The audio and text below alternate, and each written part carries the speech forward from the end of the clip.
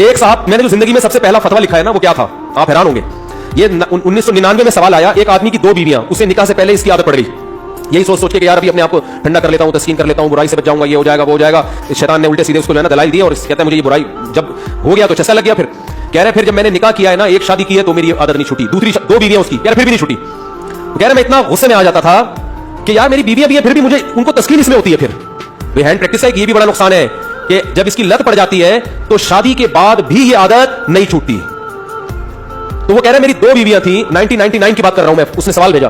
तो कह रहे कि मैं इतना मजबूर हो गया कि एक दिन मैंने कसम उठाई कि आइंदा मैंने अपने हाथ से अपने आप को फारिग किया तो मेरी दोनों बीवियों को 3-3 तलाकें। कह रहे मैंने ये सोचा कि शायद इस अमल से मैं अपने आप को रोक लूंगा, फिर भी नहीं रुका और फिर भी ये अमल किया और हमने उसको फतवा दिया कि आपकी दोनों बीवियां आप पर हमेशा के लिए हराम हो गई है। तो अब आप बताओ उस पर क्या गुजर रही होगी।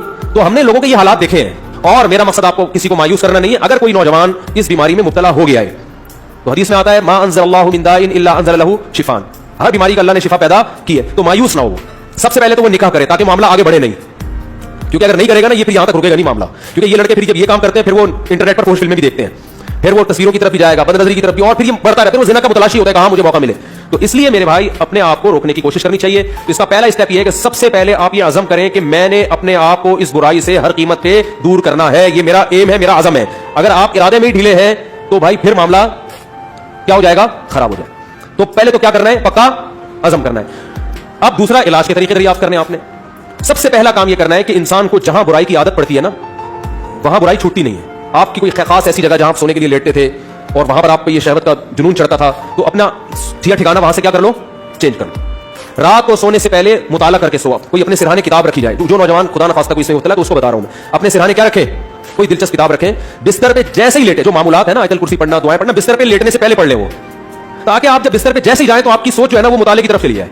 तो फौरन आपने क्या करना है, जैसे ही सोने के लिए लेटे किताब आपके पास होनी चाहिए, बिस्तर पे जाते ही आप उस किताब का मुताला करना शुरू कर दें। इंसान जैसे ही लेट के मुताला करता है उसको नींद आ जाती है, आप सो जाएंगे, क्योंकि ज्यादातर नौजवानों के पर ये अटैक रात के टाइम ही होता है। दूसरा काम हो गया। तीसरा मसला ये हो गया कि आप किसी डॉक्टर को भी बताएं, माहिर नफ्सियात को, लेकिन माहिर नफ्सियात से कहें कि मुझे ये बुराई छुड़वानी है, क्योंकि माहिर नफ्सियात बाज़ दफा और डाल देते हैं इस बुराई में।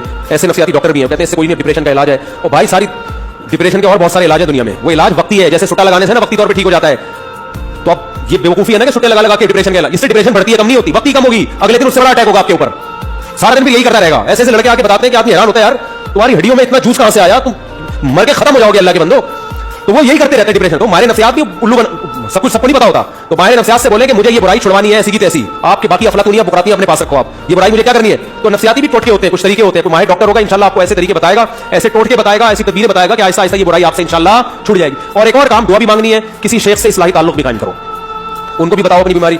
और एक अहम तरीन बात यह कि अपने आप को ऐसे ना छोड़ो, जब भी ये गुनाह आपसे हो आपने अपने ऊपर कोई सजा मुतय्यन करनी है। 2 रोजे, 3 रोजे या 1 रोजा या 1 हफ्ते का रोजा, ये सजा देनी है अपने आप। वो हर आदमी का हिसाब से मुख्तलिफ होती है। सदका भी करना है, ताकि उसका फायदा ये होगा कि देखो ये एकदम नहीं छूटता गुनाह, ये आहिस्ता आहिस्ता ही छूटेगा। इसलिए मायूस नहीं होना कि इतने सारे टोटके इख्तियार किए फिर गुनाह हो गया, तो फिर शैतान मायूस करता है, भाई तेरे बस का काम नहीं है। कोई बात नहीं यार, ठनी इससे है दुश्मनी उम्र भर की, कभी वो दबा ले कभी तू दबा ले। शैतान को हजरत मजूम ने फरमाया कि कभी शैतान तुझे पटक देगा नीचे, कभी कभार तू भी तो शैतान को पटकेगा ना, तो फटा चलता रहेगा, क्या मतलब, कोई मसला नहीं है।